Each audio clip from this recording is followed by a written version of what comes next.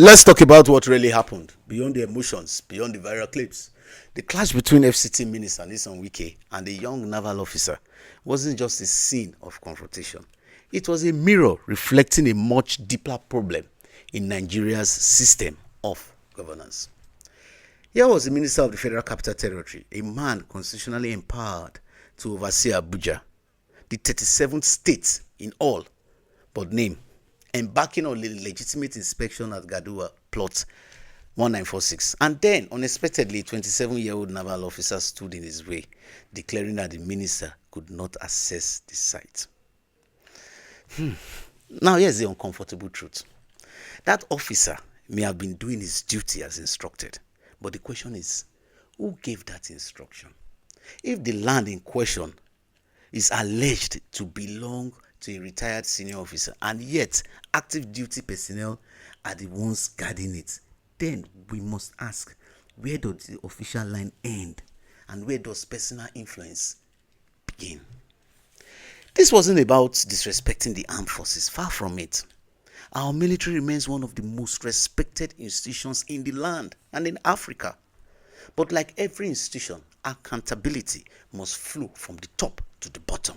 Because when a uniform that should symbolize national service is used to protect private interests, it raises a red flag for the rule of law.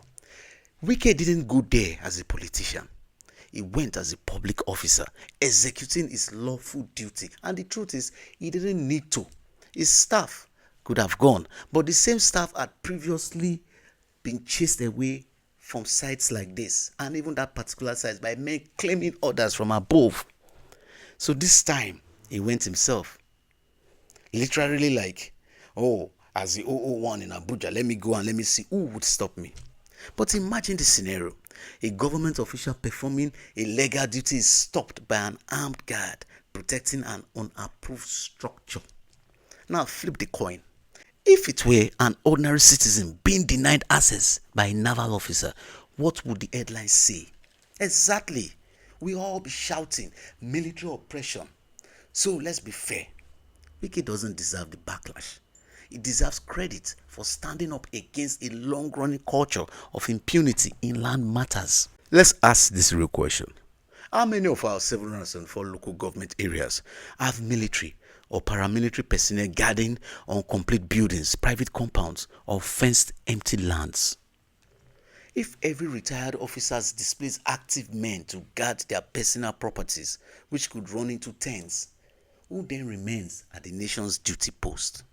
We cannot continue to rent national uniforms for private convenience. It dilutes the honor that comes with service. In just over a year, Nyesom Wike has transformed Abuja's physical and administrative landscape from reclaiming encroached lands to restoring sanity in building control, improving roads and ensuring enforcement without fear or favor. He is doing what many before him hesitated to do. He's brought visibility, discipline, and a new temple of governance to the capital city, and that deserves recognition, not ridicule. So before we bash him for standing his ground, let's remember, a city without order invites chaos. And when authority bows to intimidation, the system collapses. Wike didn't fight the Navy. He stood for the principle that no one, uniform or not, is above the law. Logically, it may seem that Wike has no reasons to be there. Wike has no reasons to show his anger. But a former local government chairman, a former commissioner, a former governor, and the FCT minister, the only way he could show his anger was his utterances. Cut Wike some slack.